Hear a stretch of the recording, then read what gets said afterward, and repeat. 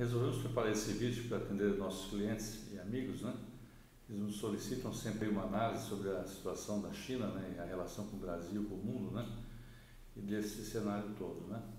Bem, primeiro com relação ao Evergrande, né? Que já está há algum tempo, já esse é um tema que já, desde o ano passado já vinha sendo comentado, discutido, né? E agora recentemente culminou aí com a inadimplência da empresa, né? Uma empresa que foi criada em 96, com uma dívida de 300 bilhões de dólares, né? Grande parte desse financiamento com bancos de províncias, né? Então isso é o que preocupa um pouco mais, mas longe de ser um problema como foi levantado já da Lehman Brothers, né, em 2008, que espalhou para o mundo inteiro, né? Então isso é muito localizado, está mais circunscrito aí são dívidas em yuan, né? O PIB desse setor de real estate, né, praticamente já foi bem trabalhado, digamos, né? Então a perspectiva agora de crescimento também é bem menor desse setor na China, né? Ele foi muito alavancado nos últimos anos, com muitas construções que não estão sendo inclusive habitadas, né? E agora a empresa deixou parado aí 1,3 milhões de imóveis, né? Que estão parados, né? Que precisam ser retomados, né? A empresa ela saiu inclusive agora recentemente da bolsa de Hong Kong, que já era até previsto, né? Porque ela vem entrar numa fase de reestruturação, mas não há interesse assim do governo chinês de promover os grandes oligopólios e salvar esse tipo de empresa, né? Empresa desse tamanho, né? Justamente porque eles querem reduzir um pouco aí a influência dessas empresas, né, no processo todo do país, né? Então certamente deverá ter um apoio, né, para a reestruturação dela, né? Talvez até ela venha a ser totalmente reestruturada. Estão vendendo os ativos, né? Mas o impacto não vai ser assim um impacto, digamos, global, né?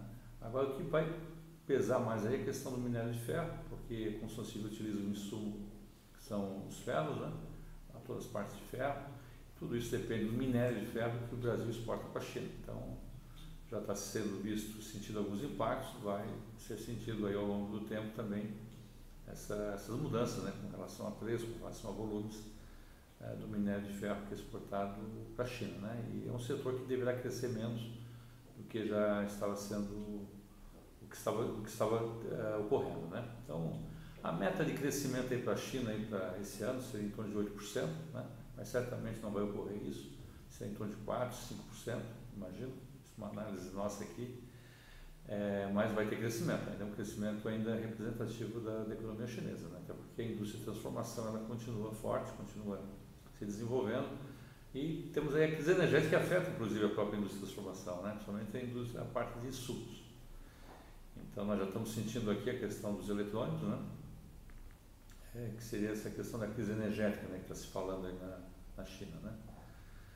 Porque a indústria precisa de energia, né? E o que acontece na China, né?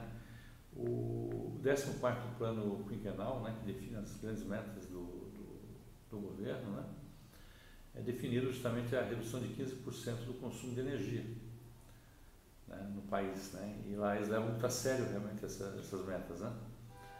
E em torno de 15% a 16% também da redução das emissões de CO2.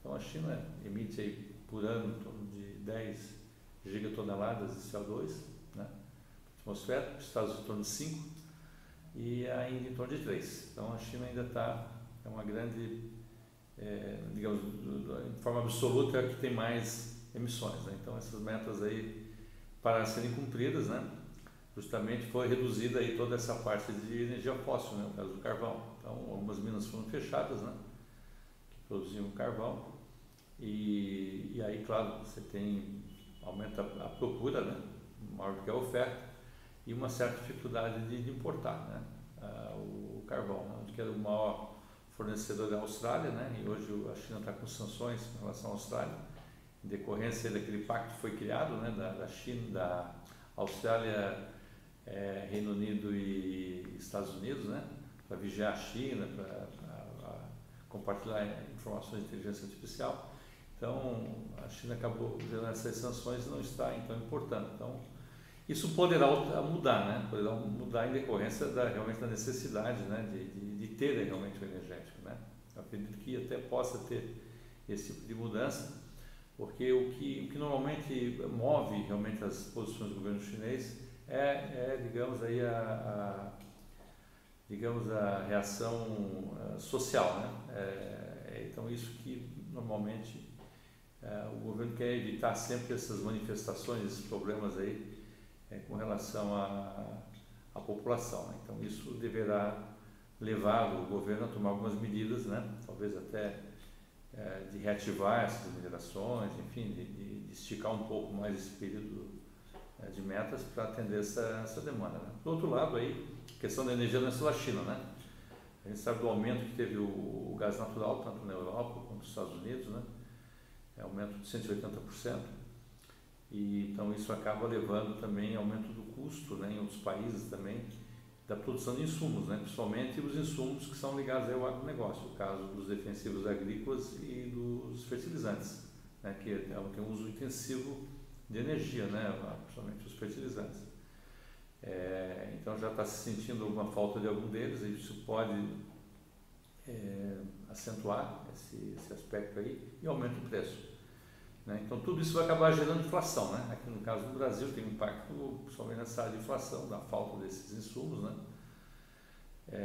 Então isso é algo que temos que ter bem, digamos, monitorado, né? O custo também dos insumos também de outros eletrônicos, né? E outros mais que nós importamos, então isso poderá ter realmente um acréscimo de preço, em alguns casos faltar alguns insumos, como já se verificou aí nos eletrônicos, né? Então é algo que a gente tem que ficar, digamos aí, acompanhando muito de perto, né? Mas como regra geral, assim, o Brasil tem que buscar novas alternativas também, tanto de fornecedores, né, quanto também de mercados, né, destino, né? Hoje a China é o nosso principal destino de importação e de exportação, né, do Brasil, né? E de muitos estados brasileiros também. Se analisar, digamos, individualmente, né? Então a ideia, né, quer dizer, o que fica aqui é que deve-se buscar novas alternativas, né, para reduzir a dependência de um mercado único, né, do mercado principal, né? Portanto, dividir esse risco justamente para ter mais, digamos, mais equilíbrio assim, numa crise como nós estamos enfrentando agora, né, que ainda não tem impacto gigantesco, né, mas a gente está vendo a movimentação toda aí no mercado financeiro e tudo mais, né, aumento de preço, né, o Brasil tendo que aumentar aí a taxa de juros. Então isso tudo tem que ser monitorado, porque o processo econômico, como a gente sabe, ele é muito delicado e muda muito rapidamente. Claro que a gente consegue prever, né, algumas questões que estão se sinalizando, e a gente está justamente colocando aqui esses pontos aqui.